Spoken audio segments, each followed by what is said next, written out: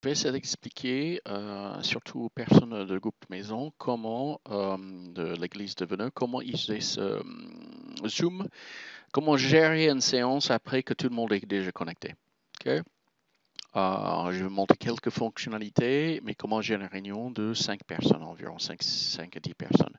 Il y a quelques fonctionnalités dans le système qui permettent de bien gérer, disons, la petite heure. Okay? Et donc, il y aura une autre vidéo, comment faire avec 50 participants, parce c'est un peu différent, un peu plus élaboré, mais on utilise la même fonctionnalité. Okay? Donc, je suppose qu'on est déjà connecté, il y a déjà des participants qui arrivent. Okay? Et c'est ici, dans la partie gérer des participants. Désolé, j'ai une version en anglais. Et ici, on a moi comme la personne qui gère la séance et que j'ai aussi mon téléphone comme une deuxième personne. Donc, voilà. Donc, je me suis mis en modérateur. Donc, normalement, Sylvain est le modérateur par défaut. Il peut transférer, assigner une autre personne dans la séance pour être modérateur. Donc, j'imagine, ça, c'est comment on va faire. Donc, ça, il peut, si Valdo ou Herbert ou Ming ou quelqu'un qui est dans la réunion, il peut juste changer les modérateurs vers quelqu'un d'autre. Okay? Donc, ici, dans la partie à droite, à côté où on peut mettre des gens muets et enlever le mode silencieux sur ligne, il y a une petite flèche ici à droite qui permet, donc il y a, disons, les 3 premières entrées sont importantes. Le premier, c'est qu'on met en sourdine, en muet, tous les participants quand ils entrent. Donc pour la séance, pour la réunion de petite groupe maison, ce n'est pas nécessaire. Donc ça, on peut laisser décocher. Ce qui est très important ici, c'est le deuxième, et ça permet les participants dans la réunion en fait, d'activer leur micro. Donc il est très important que ce soit coché. Donc c'est important que les personnes eux-mêmes peuvent gérer le micro. Okay? Surtout quand la personne qui gère, il met tout le monde en sourdine. Pendant un moment, c'est très important que ce soit coché. C'est aussi très important que ce soit coché, que les personnes peuvent eux-mêmes renommer leur profil. OK, ici, comme ici, je pourrais dire changer ça à Jeff téléphone. Donc, c'est important que sur mon téléphone, sur mon appareil, la personne peut renommer eux-mêmes. Donc, donc, les autres, c'est pas très grave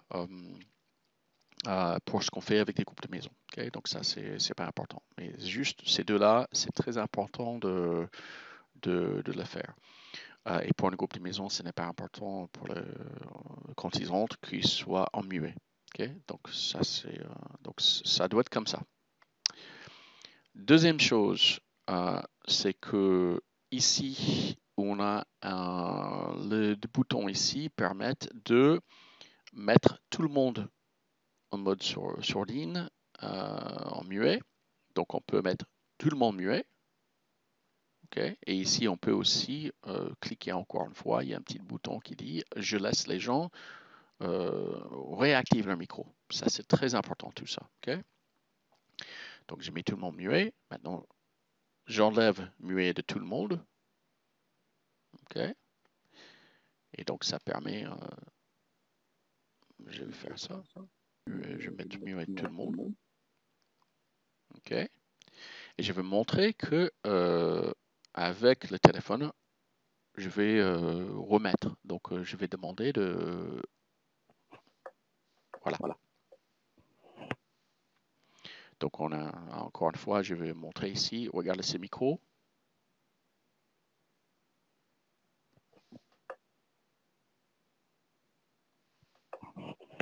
OK. Donc, ça montre que ça, c'est une bonne façon de faire. Donc, ça, c'est important, surtout pendant les moments de prière. c'est important de laisser les personnes activer leur propre micro. Quand on met tout le monde en muet, quelquefois il faut le faire parce qu'il y a trop de bruit, il y a 5 ou 10 personnes. Il faut mettre tout le monde avec cette fonction-là. Et ça permet les gens, pour le moment de eux-mêmes activer leur micro un par un. Okay? Donc ça, ça va s'autogérer plus ou moins avec ça. Donc c'est avec 5-10 personnes, ça c'est pas très difficile. On peut aussi activer et désactiver une seule personne. Ok. Donc avec des micros ici.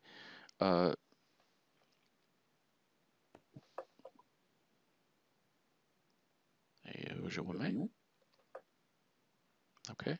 Ça permet, si quelqu'un est en train de parler au téléphone, un autre téléphone ou en train de parler avec quelqu'un d'autre, ça fait des bruits, on peut sélectionner une seule personne et désactiver le micro.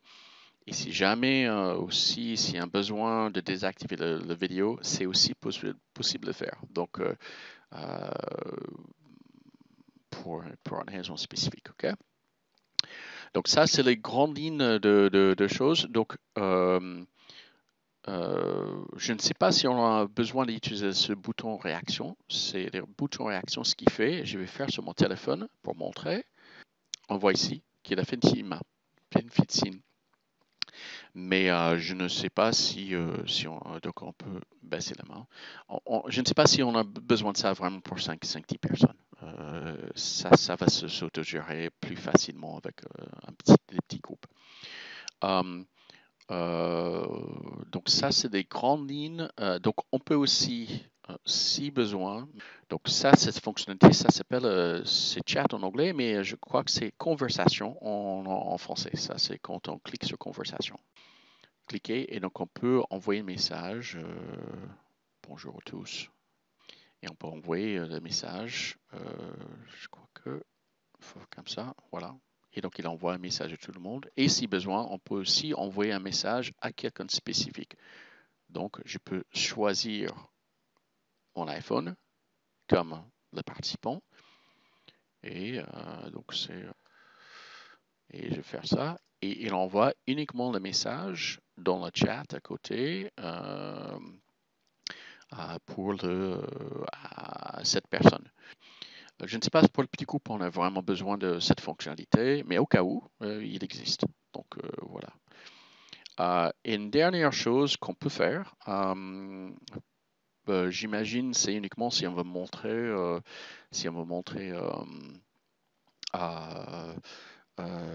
une page ou quelque chose comme ça. N'importe qui peut aussi partager l'écran.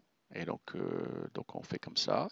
Et on peut partager, si on veut écrire quelque chose, on peut écrire avec ce petit table banc. Donc on peut faire ça. Et ça permet d'écrire.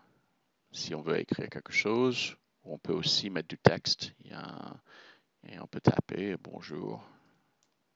Donc si on a besoin de ça, j'imagine ce sera pas nécessairement, mais il existe. Okay? Donc je arrête le partage. Mais c'est possible. Et donc on pourrait aussi, si vous avez un champ, il est impossible de faire ça aussi, mais ce serait de partager une vidéo. Et je vais faire ça dans une deuxième partie quand on fait avec le culte. Donc ça doit être tous les points importants, je crois. Et après, les gens peuvent quitter la réunion. Donc c'est ici, quitter la réunion. Et je vais faire avec mon téléphone. J'ai quitté la réunion. Il a quitté la réunion. Donc mon téléphone a quitté la réunion. Je suis encore là. Donc ça, c'est disons, les grandes lignes comment utiliser. Et j'espère que ça vous aide à gérer au moins les réunions de groupe de maison plus facilement avec au moins les minimum de fonctionnalités. Et à savoir que quand on sort la réunion, et donc on va voir ça ici, c'est normalement, on va sortir de la réunion et s'il faut décider si on sort la réunion pour tous ou juste on sort la réunion. Ça, c'est, disons, pour l'instant, on va faire sortir la réunion pour tous. Donc, j'espère que ça vous aide dans en moins de gestion de ça. OK?